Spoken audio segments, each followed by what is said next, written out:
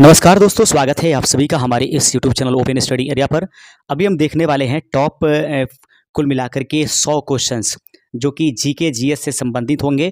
इस सेशन में मुख्य रूप से साइंस के क्वेश्चंस अधिक होंगे।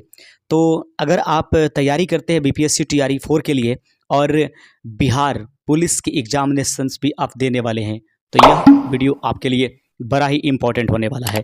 तो दोस्तों आइए देख लेते हैं, क्योंकि गत एग्जाम्स में इसमें से प्रश्न पूछे गए हैं। ज़रूर आप हमें अंत में कमेंट करके बताइएगा कि इन 100 क्वेश्चनों में से आपने कितना सही किया है। शुरुआत करेंगे और आप हमारे साथ लगातार कमेंट करते चलिए इन प्रश्नों का। आंसुओं में कौन सा पदार्थ घुला रहता है? आंसुओं में जो पदार्थ घुला रहता है उसका नाम है सामान्य नमक, यानी कि जो दोस्तों NaCl होता है। तो NaCl, इसमें क्लोरीन हमारे आंसू में पाया जाता है, इसलिए सामान्य नमक इस प्रश्न का सही आंसर हो जाएगा। अगला क्वेश्चन है कि लोहे पर जंग लगती है। लोहे पर जंग लगने का मुख्य कारण क्या है? फेरिक ऑक्साइड से, जल योजित फेरस तथा फेरिक ऑक्साइड की वजह से लोहे पर जंग लगती है, या क्षारीय फेरस एवं फेरिक कार्बोनेट की वजह से लोहे पर जंग लगती है। तो इस प्रश्न का सही आंसर हो जाएगा उपर्युक्त में से सभी के सभी ऑप्शन सही है। आइए बढ़ते चलते हैं अपने तीसरे नंबर क्वेश्चन की तरफ, और तीसरा नंबर प्रश्न आपके स्क्रीन पर ये रहेगा, ध्यान से देखिएगा। प्रश्न है कि इंसुलिन की खोज की थी, तो इंसुलिन के खोज करने वाले व्यक्ति का नाम बेंटिंग है। याद रखेंगे, इंसुलिन के खोजकर्ता कौन है? बेंटिंग इसके राइट आंसर है। अगला क्वेश्चन चौथा नंबर है कि वनस्पति तेलों को घी में परिवर्तित किया जा सकता है। तो वनस्पति तेलों को घी में परिवर्तित करने के लिए जो विधि अपनाई जाती है उसका नाम है हाइड्रोजनीकरण द्वारा। तो हाइड्रोजनीकरण के द्वारा वनस्पति तेलों को घी में परिवर्तित किया जाता है। पांचवा नंबर क्वेश्चन है कि निम्नलिखित में से कौन सी एक मिश्र धातु है? निम्नलिखित में से कौन सी एक मिश्र धातु के रूप में प्रयोग होगा? जस्ता, स्टील, सीसा, एल्यूमिनियम। तो सही आंसर हो जाएगा कि जो ऑप्शंस आपके सामने उपस्थित हैं उन प्रश्नों में से सही आंसर है कि जो निम्नलिखित में से मिश्र धातु है वह है ऑप्शन नंबर बी, स्टील एक प्रकार का मिश्र धातु है। अगर आप बिहार पुलिस के एग्जाम्स देने वाले हैं तो दोस्तों बिल्कुल इसको देखते जाइए। एक भी क्वेश्चन ऐसा नहीं है जो कि बिहार पुलिस और टीआरई एग्जामिनेशंस के लिए इंपॉर्टेंट ना होगा। याद रखेंगे। अगला क्वेश्चन है, निम्नलिखित में से कौन सी ईंधन गैस यानी कि नहीं है? निम्नलिखित में से किसे आप ईंधन गैस नहीं कहेंगे? कहता है भाप अंगार गैस, प्रोड्यूसर गैस, हास गैस या मार्स गैस। हास गैस जो है, लाफिंग गैस, एक प्रकार का ईंधन नहीं है, इसको ईंधन के रूप में हम उपयोग नहीं कर सकते हैं।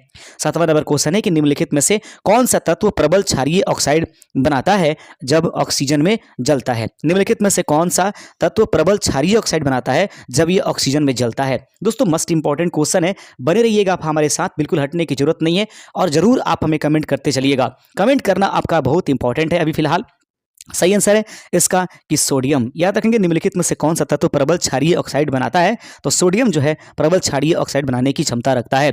अगला क्वेश्चन है आपके सामने, प्रश्न है, देख लीजिएगा। प्रश्न कहता है, आठवां नंबर क्वेश्चन आपके स्क्रीन पर है कि फेदम है। फेदम निम्नलिखित में से क्या है? याद रखेंगे, फेदम है तो फेदम एक मछली होती है, एक पौधे का नाम है, या फिर एक बर्तन को कहते हैं, या एक माप को कहते हैं। याद रखिएगा, फेदम एक प्रकार की माप होती है। ऑप्शन नंबर डी इस प्रश्न का सही आंसर रह जाएगा। नौवां नंबर क्वेश्चन आपके सामने है। नौवां नंबर क्वेश्चन कहता है कि रिचर स्केल किसके मापने के लिए प्रयोग में लाया जाता है? रिचर स्केल के द्वारा क्या मापा जाता है? भूकंप की तीव्रता, वायु की गति, समुद्र की गहराई, शरीर का तापमान। तो सही आंसर है कि रिचर स्केल का प्रयोग भूकंप की तीव्रता ज्ञात करने के लिए करते हैं। आप देख रहे हैं open study area YouTube channel. दोस्तों लगातार आप हमारे साथ अगर जुड़े रहना चाहते हैं तो चैनल को सब्सक्राइब जरूर करते चलिएगा, अपने दोस्तों में शेयर कीजिए, अधिक से अधिक इसको लाइक करके और इस सेशन को आगे बढ़ाइए और हमारे चैनल पर एक सदस्य बनते चलिए। डायनामाइट के आविष्कारक निम्नलिखित में से कौन है? डायनामाइट के आविष्कारक निम्नलिखित में से कौन है? सही आंसर है कि Alfred Nobel. Option number C इसका सही आंसर हो जाएगा। आइए बढ़ते चलते 11वें नंबर क्वेश्चन की तरफ, और 11वां नंबर प्रश्न आपके स्क्रीन पर ये रहेगा दोस्तों। और प्रश्न कहता है 11 नंबर, प्रश्न को थोड़ा सा और ऊपर कर लेते हैं। प्रश्न है कि प्लास्टर ऑफ पेरिस प्राप्त किया जाता है। तो प्लास्टर ऑफ पेरिस किसके द्वारा प्राप्त किया जाएगा? सही आंसर है कि जिप्सम के माध्यम से प्लास्टर ऑफ पेरिस को प्राप्त किया जाता है। अगला क्वेश्चन है 12वां नंबर, चिकित्सा व युद्ध में उपयोग होने वाली किन किरणों पर नवीनतम अनुसंधान हो रहा है? प्रश्न कहता है कि चिकित्सा तथा युद्ध में उपयोग होने वाली निम्नलिखित में से वह कौन सी किरण है जिनके ऊपर अनुसंधान कार्य जारी है? सही आंसर है लेजर किरण पर इसका अनुसंधान जारी होगा। 13वां नंबर क्वेश्चन है कि रडार में किस प्रकार की तरंगे होती है। रडार में किस प्रकार की तरंगे होती है। राइट आंसर है कि रडार में पाई जाने वाली तरंगे जो होती है दोस्तों वह विद्युत चुंबकीय तरंगे होती है। ऑप्शन नंबर बी इस प्रश्न का सही आंसर हो जाएगा। आइए बढ़ते चलते हैं। 14 नंबर प्रश्न आपके स्क्रीन पर है कि आकाश के नीले दिखाई देने का मुख्य कारण है। आकाश के नीले दिखाई देने का मुख्य कारण निम्नलिखित में से कौन है। सही आंसर है कि आकाश के नीले दिखाई देने का मुख्य कारण वायुमंडल में उपस्थित रहने वाले धूल आदि कणों के द्वारा सौर किरणों का प्रकीर्णन करने की वजह से वायुमंडल का आकाश हमें नीला दिखाई देता है। आइए बढ़ते चलते 15वां नंबर क्वेश्चन, फटाफट इसका आंसर करते चलिए बिल्कुल आप रुकिए नहीं और आंसर जरूर करते चलिए इसका। तेज गति से आता हुआ वाहन हॉर्न बजाता है तो उसका पिच निम्नलिखित में से क्या हो जाएगा। तेज गति से आने वाली जो वाहन होती है वो हॉर्न बजाते हैं तो उसका पिच पर क्या प्रभाव पड़ता है। सही आंसर है हमें अधिक सुनाई देता है। पिच की वजह से ये इसका अधिक मान हमें इसका हॉर्न का सुनाई देता है। 16वां नंबर प्रश्न है कि सूती और ऊनी रेशों में अंतर ज्ञात किया जा सकता है। सही आंसर है कि सूती और ऊनी वस्तु रेशों में अंतर पता लगाने के लिए हमें उसे जलाने पड़ेंगे। ऑप्शन नंबर बी इस प्रश्न का सही आंसर है। 17 नंबर क्वेश्चन है कि बर्फ पर दाब बढ़ाने से उसका गलनांक क्या होगा। तो बर्फ पर दाब बढ़ाने से उसका गलनांक घट जाएगा। ऑप्शन नंबर ए इस प्रश्न का सही आंसर है। 19वां नंबर प्रश्न आपके सामने है कि निम्नलिखित में से गलत कथन कौन सा है। लोहा पानी में डूब जाता है, याद रखिएगा। उसके बाद लकड़ी पानी में तैरता है, पारा पानी पर तैरता है, पारे में लोहा तैरता है। तो गलत कथन कौन सा है। तो लोहा पानी में डूब जाएगा, ये सही है। लकड़ी पानी पर तैरता है तो याद रखिएगा यह भी एक सही कथन है। पाड़ी जो पारा है वो पानी पर तैरता है, नहीं ये सही नहीं है। पारा जो है पानी पर तैर नहीं सकता है। ऑप्शन नंबर सी इस प्रश्न का सही आंसर हो जाएगा। अगला क्वेश्चन आपके सामने है 20वां नंबर प्रश्न देख लीजिएगा। प्रश्न कहता है कि संतरे में कौन सा विटामिन अधिक होता है। तो संतरा में उपस्थित रहने वाला विटामिन का नाम क्या हो जाएगा। ऑप्शन नंबर सी इसका सही आंसर हो जाएगा। विटामिन सी जो होती है संतरे में सबसे अधिक पाई जाती है। 21 नंबर क्वेश्चन आपके सामने है कि चमगादड़ अंधेरे में भी उड़ सकते हैं क्योंकि उन्हें सहायता प्राप्त होती है। चमगादड़ अंधेरे में भी उड़ सकते हैं क्योंकि उन्हें किस चीज का सहायता प्राप्त होता है। Option number B ultrasonic wave से उसको सहायता प्राप्त होता है। यही कारण है कि चमगादड़ अंधेरे में भी उड़ पाते हैं। 22वां नंबर क्वेश्चन देख लीजिएगा। एल्युमिनियम किस खनिज से प्राप्त की जाती है। एल्युमिनियम निम्नलिखित में से किस खनिज से प्राप्त की जाती है। 22वें नंबर प्रश्न का सही आंसर हो जाएगा कि एल्युमिनियम जो है दोस्तों बॉक्साइट से प्राप्त की जाती है। एल्युमिनियम किस खनिज से प्राप्त किया जाएगा। बॉक्साइट इस प्रश्न का सही आंसर हो जाएगा। 23वां नंबर क्वेश्चन है ब्लैक होल क्या है। याद रखिएगा ब्लैक होल क्या है। निहारिका है, उल्का है, सूर्य के धब्बे हैं, उपर्युक्त में से कोई नहीं। ऑप्शन नंबर डी इसका सही आंसर हो जाएगा। आगे बढ़ते चलते हैं। इसका अगले क्वेश्चन है 24 नंबर क्वेश्चन है कि जल में अस्थायी कठोरता का कारण है। जल में अस्थायी कठोरता का निम्नलिखित में से कौन सा कारण हो जाएगा। सही आंसर है दोस्तों कि जल में अस्थायी कठोरता का कारण कैल्शियम क्लोराइड अर्थात ऑप्शन नंबर बी इस प्रश्न का सही आंसर हो जाएगा। आइए बढ़ते चलते हैं 25वें नंबर क्वेश्चन की तरफ। कैलोरी की मापन इकाई है। कैलोरी की मापन की इकाई है यानी कैलोरी किसके मापने के लिए प्रयोग करते हैं। ऊष्मा के लिए कैलोरी माप हम लोग प्रयोग करते हैं। 26वां नंबर क्वेश्चन आपके सामने है कि सूर्य उदय होते समय व डूबते समय लाल क्यों दिखाई देता है। सूर्य उदय होते और समय तथा डूबते समय हमें लाल क्यों दिखाई देता है। इस प्रश्न का सही आंसर हो जाएगा दोस्तों कि सूर्योदय तथा सूर्यास्त के समय सूर्य के लाल प्रतीत होने का मुख्य कारण है प्रकीर्णन। ऑप्शन नंबर डी इस प्रश्न का सही आंसर हो जाएगा। अगला क्वेश्चन है 27 नंबर की घरों में विद्युत संयंत्र जोड़े जाते हैं। घरों में उपस्थित रहने वाले विद्युत संयंत्र, ऐसा क्वेश्चन टीआरई 3.0 में पूछा गया था 6 to 8 वाले में। तो घरों में विद्युत संयंत्र जोड़े जाते हैं। तो घरों में जो विद्युत संयंत्र है वो समानांतर क्रम अर्थात पैरेलल वाइज में जोड़े जाते हैं। आगे क्वेश्चन हम बढ़ते चलते हैं 28वें नंबर क्वेश्चन की तरफ। लोहे में जंग लगना है। लोहे में जंग लगना किस प्रकार की एक अभिक्रिया कहलाएगी। सही आंसर हो जाएगा कि लोहे में जंग लगना एक प्रकार की रासायनिक क्रिया है। ऑप्शन नंबर बी इस प्रश्न का सही आंसर है। अगला क्वेश्चन है 29वें नंबर की विद्युत बल्ब का फिलामेंट किसका बना होता है। तो विद्युत बल्ब का फिलामेंट जो होता है दोस्तों वो टंगस्टन का बना होता है। जरूर आप इसमें कम से कम 80 प्लस आज के इस सेशन में अवश्य कीजिए। 80 प्लस करने वाले बिल्कुल आप सेफ जोन में चल रहे हैं। केतली में पानी गर्म होना उदाहरण है। तो केतली में पानी का गर्म होना किस प्रकार का उदाहरण है। ऑप्शन नंबर बी इस प्रश्न का सही आंसर हो जाएगा। संवहन जो होता है वो केतली में पानी गर्म होने का मुख्य कारण होता है। तो ऑप्शन नंबर सी इस प्रश्न का सही आंसर हो जाएगा। आइए बढ़ते चलते अपने अगले क्वेश्चन की तरफ और अगला क्वेश्चन हम लोग 31वें नंबर क्वेश्चन से देखने जा रहे हैं। प्रश्न आप लोग देखते चलिएगा। प्रश्न देखते हैं दोस्तों 31वां नंबर। आगे बढ़ते हैं।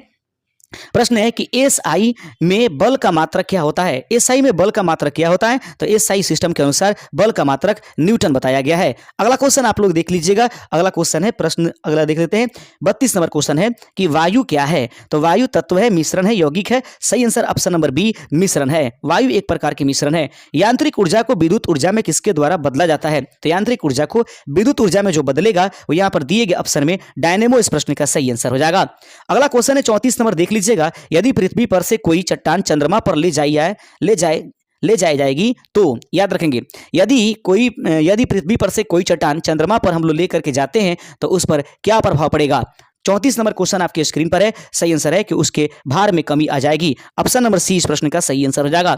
अगला क्वेश्चन है कि सल्फर का उपयोग होता है, तो सल्फर का उपयोग किसके लिए करते हैं। डायनामाइट में करते हैं, गन पाउडर में करते हैं, बारूद में करते हैं। उपर्युक्त में से सबके सब सही आंसर है। तो राइट आंसर है दोस्तों कि सल्फर का उपयोग जो है हम उपर्युक्त सभी के सभी में करेंगे। अगला क्वेश्चन देख लेते हैं और 36वां नंबर क्वेश्चन आपके स्क्रीन पर उपस्थित हो चुका है। 36 नंबर क्वेश्चन है, देख लीजिएगा कि बिल्ली को रात में अधिक दिखाई देता है, तो बिल्ली को रात में अधिक क्यों दिखाई देता है। याद रखेंगे, पुतली की विशेष बनावट की वजह से बिल्ली को रात में स्पष्ट या अधिक दिखाई देता है। 37वां नंबर क्वेश्चन आपके स्क्रीन पर हम लाने जा रहे हैं, देखिएगा ध्यान से। 37 नंबर क्वेश्चन आपके स्क्रीन पर आ गया है। उसके बाद थोड़ी ही देर में 38 नंबर क्वेश्चन भी आ जाएगा। उष्मा की सबसे अच्छी चालक कौन सी धातु है, तो उष्मा की सबसे अच्छी जो चालक है वो दिए गए ऑप्शंस में चांदी, ऑप्शन नंबर सी इस प्रश्न का सही आंसर हो जाएगा। 38 नंबर क्वेश्चन है कि गर्मी में मकान को सफेद रंग से पुतवाना क्यों पसंद करते हैं। गर्मी में मकान को सफेद रंग से पुतवाना क्यों ज्यादा पसंद किया जाता है। देखेंगे दोस्तों, उष्मा के अच्छे परावर्तक होने की वजह से गर्मी के दिनों में जो सफेद रंग के ये होते हैं घर होते हैं वह उष्मा को परावर्तित कर देते हैं, अतः घर जो है शीतल बना रहता है। अगला क्वेश्चन देखते चलते हैं। उसके बाद 39वां नंबर क्वेश्चन आपके स्क्रीन पर उपस्थित करा दिया गया है। 39 नंबर क्वेश्चन को गौर से पढ़ते हैं। केतली में लकड़ी का हैंडल क्यों लगाया जाता है। याद रखें, केतली में लकड़ी का हैंडल क्यों लगाया जाता है। सही आंसर है, लकड़ी ताप का कुचालक है और हैंडल गर्म नहीं हो पाता है, यही कारण है कि केतली में लकड़ी का हैंडल लगाया जाता है। 40वां नंबर क्वेश्चन आपके स्क्रीन पर ये रहेगा और 40 नंबर क्वेश्चन को थोड़ा छोटा कर लेते हैं ताकि आपको स्पष्ट रूप से दिखाई दे। आगे देखते हैं दोस्तों, आपके पास क्वेश्चन नंबर आपके पास है ये 40 नंबर। 40वां नंबर क्वेश्चन को गौर से देख लीजिए। एक ही ताप एवं दाब पर समान आयतन वाली गैसों में अणुओं की संख्या समान होती है, निम्नलिखित में से यह नियम कौन सा है। एक ही ताप एवं दाब पर समान आयतन वाली गैसों के अणुओं की संख्या समान होती है, निम्नलिखित में से यह नियम किनके द्वारा दिया गया है। दोस्तों, ये एवोगैड्रो की परिकल्पना के नियम के अंतर्गत है। ऑप्शन नंबर डी इस प्रश्न का सही आंसर हो जाएगा। आइए बढ़ते चलते हैं। अब हम लोग 41, 42 और 43 नंबर की तरफ आगे बढ़ते चलते हैं। तो 41 नंबर क्वेश्चन आपके स्क्रीन पर है। बायोगैस का मुख्य अवयव निम्नलिखित में से क्या है। याद रखिएगा दोस्तों कि बायोगैस का मुख्य अवयव जो होता है वो मीथेन है, दिए गए ऑप्शन के अनुसार।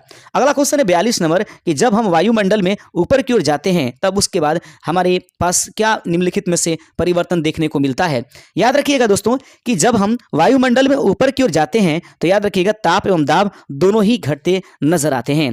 ताप तथा दाब दोनों के दोनों घटते हैं यदि हम वायुमंडल में क्या करते हैं, ऊपर की तरफ जाते हैं। अगला क्वेश्चन है 43 नंबर कि नेत्र लेंस में फोकस दूरी किसके द्वारा सही रखी जाती है। नेत्र लेंस में फोकस दूरी किसके द्वारा सही रखी जाती है। सही आंसर है, सिलियरी मांसपेशियों के द्वारा नेत्र लेंस में फोकस दूरी को बिल्कुल एडजस्ट किया जाता है।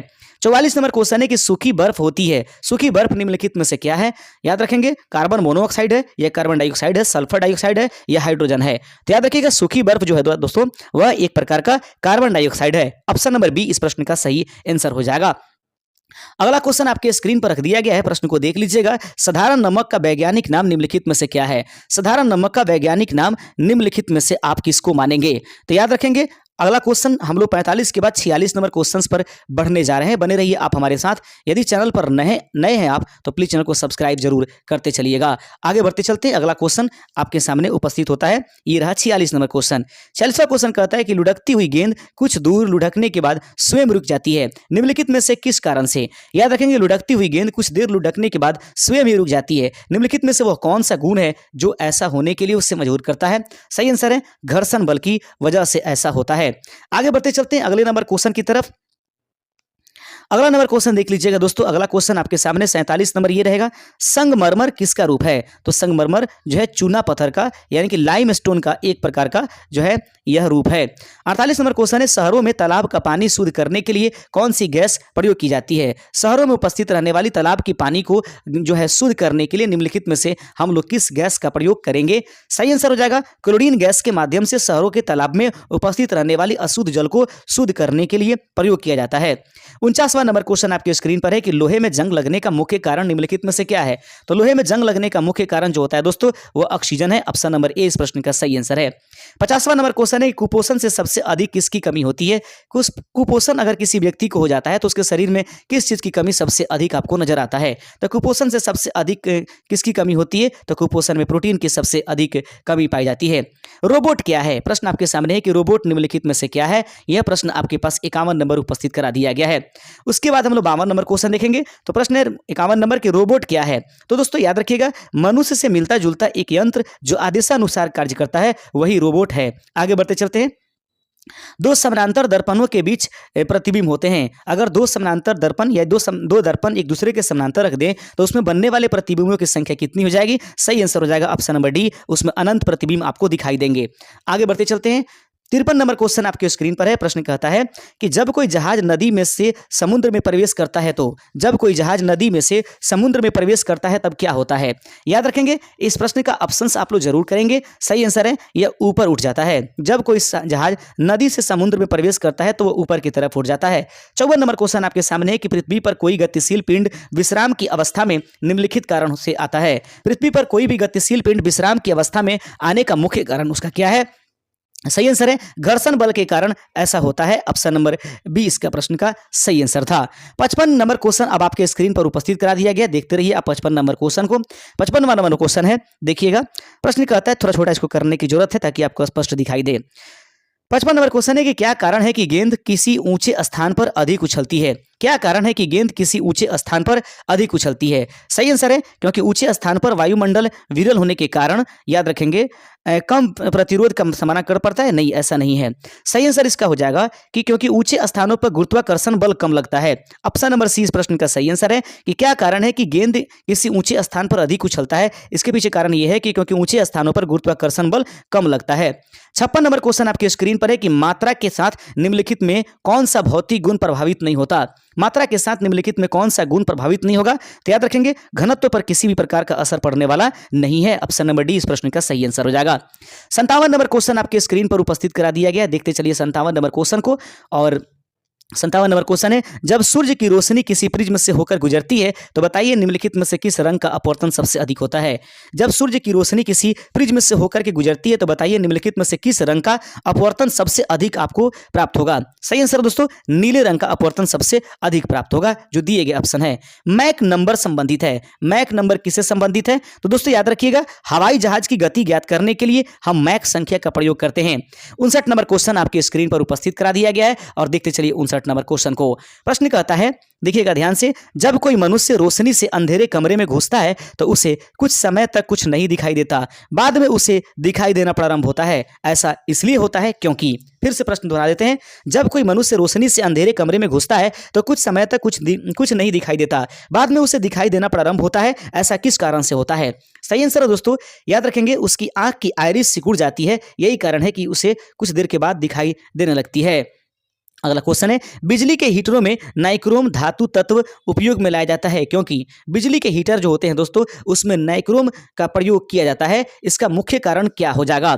अगले प्रश्न आपके सामने हम लोग बढ़ते चलेंगे और प्रश्न आपके सामने उपस्थित हो जाएगा कि इस प्रश्न का सही आंसर हो जाएगा कि बिजली के हीटरों में नाइक्रोम धातु का तत्व उपयोग में लाया जाता है। क्या कारण है। इसकी प्रतिरोधकता उच्च होती है, इसका गलनांक अधिक होता है, इसमें अधिक शक्तिशाली विद्युत धारा प्रवाहित की जा सकती है। उपर्युक्त में से सभी के सभी कारण सही, इसका सही आंसर हो जाएगा। 61 नंबर क्वेश्चन आपके स्क्रीन पर उपस्थित हो चुका है। 61 नंबर क्वेश्चन को देखिएगा, बिल्कुल आप हमारे साथ बने रहिएगा और फटाफट आंसर कमेंट करते चलिएगा। निम्नलिखित में से कौन सी विद्युत चुंबकीय तरंगों का तरंग दैर्घ्य सबसे अधिक है। निम्नलिखित में से कौन सी विद्युत चुंबकीय तरंगों का तरंग दैर्घ्य सबसे अधिक होता है। दिए गए ऑप्शन में सही आंसर है अवरक्त किरणों का जो तरंग दैर्घ्य होता है वह सबसे अधिक होगा। अगला क्वेश्चन आपके सामने है, प्रश्न को देख लीजिए। प्रश्न कहता है दोस्तों किस धातु का गलनांक सबसे अधिक होगा। तो वह कौन सा धातु है जो दिए गए ऑप्शन है उसमें उसका गलनांक सबसे अधिक पाया जाएगा। सही आंसर हो जाएगा ऑप्शन नंबर बी टंगस्टन। किस धातु का गलनांक सबसे अधिक पाया जाता है। टंगस्टन इस प्रश्न का सही आंसर हो जाएगा। 63 नंबर क्वेश्चन आपके सामने है कि सबसे हल्की धातु कौन सी होती है। तो सबसे हल्की धातु जो है लिथियम है, सबसे हल्का तत्व हाइड्रोजन होता है। ओस्मियम सबसे भारी तत्व है। एस्बेस्टस ऐसा पदार्थ है जो आग में भी नहीं जलता है। ध्वनि की गति सर्वाधिक होती है। ध्वनि की गति दिए गए ऑप्शंस में किसमें सबसे अधिक पाई जाएगी? याद रखेंगे स्टील इस प्रश्न का सही आंसर हो जाएगा। ऑप्शन नंबर डी इस प्रश्न का राइट आंसर हो जाएगा। ध्वनि की गति सर्वाधिक किसमें हो जाएगी? तो याद रखेंगे स्टील में सबसे अधिक पाई जाएगी।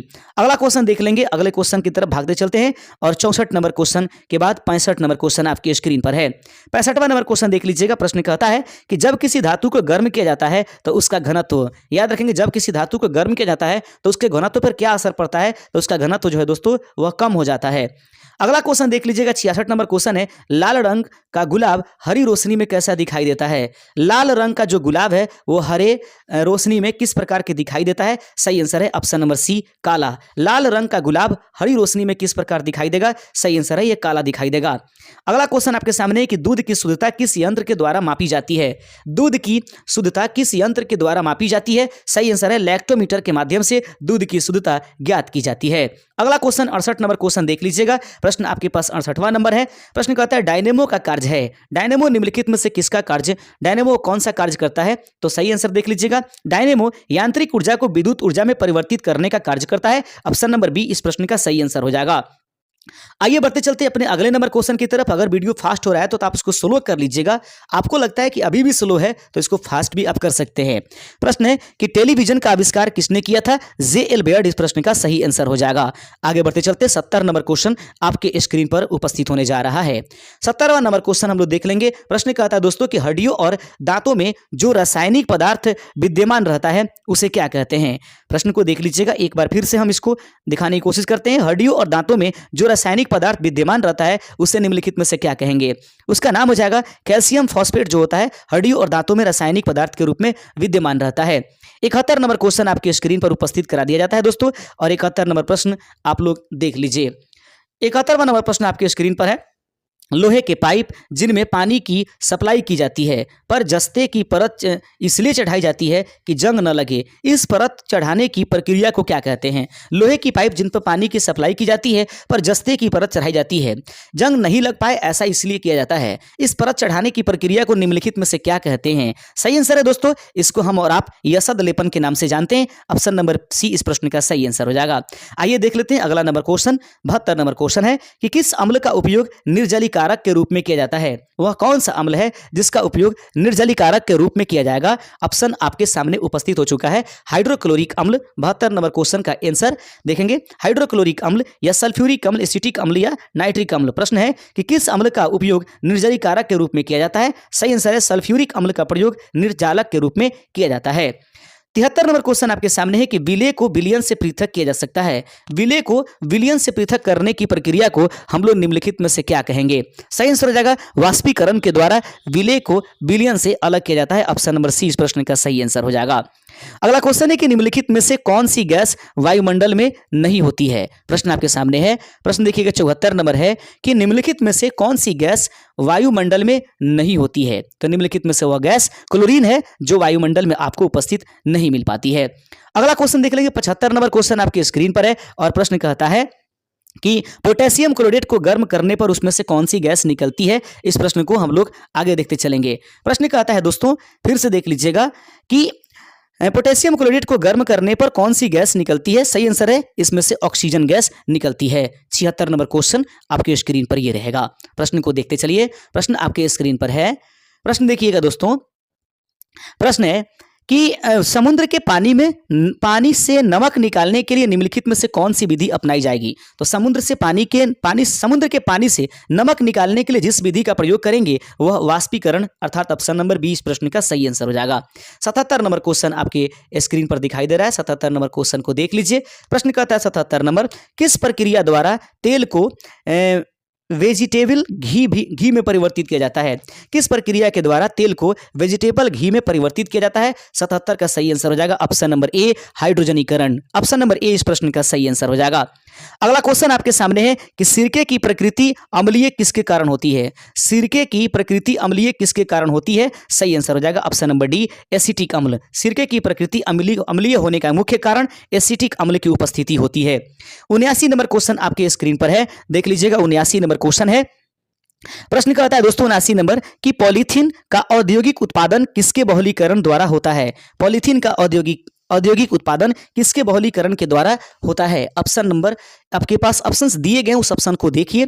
प्रश्न है कि पॉलीथीन का औद्योगिक उत्पादन किसके बहुलीकरण द्वारा होती है? सही आंसर है इथाइलिन के बहुलीकरण के द्वारा पॉलीथीन जो है यानी कि एथिलीन की या उसी को इथाइलिन बोलते हैं के द्वारा बहुलीकरण से हमें जो है वह पॉलीथीन प्राप्त होता है। खनिजों के एवं चट्टानों में कौन सा तत्व सबसे अधिक पाया जाता है? प्रश्न आपके सामने है, प्रश्न देख लीजिएगा। प्रश्न है 80 नंबर कि खनिजों एवं चट्टानों में कौन सा तत्व सबसे अधिक पाया जाता है? सही आंसर है कार्बन सबसे अधिक पाया जाता है खनिज एवं चट्टानों में।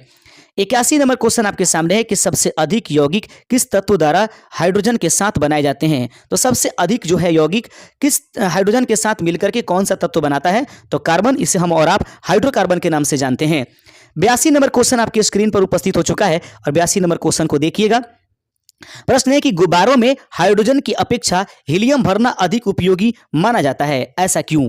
याद रखेंगे, गुब्बारों में हाइड्रोजन की अपेक्षा हीलियम भरना अधिक उपयोग माना जाता है या उपयोगी माना जाता है। इसका मुख्य कारण क्या है? दोस्तों, इसका मुख्य कारण है ये हवा के साथ मिलकर विस्फोटक मिश्रण नहीं बनाती है। यही कारण है कि हाइड्रोजन के स्थान पर हीलियम जो है वह गुब्बारे में भरी जाती है।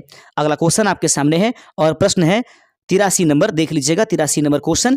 प्रश्न कहता है दोस्तों कि कार्बनिक पदार्थों के सड़ने पर जो मार्सी गैस उत्पन्न होती है और अधिकांशतः कोयला खदानों में पाई जाती है, उस गैस का नाम क्या है?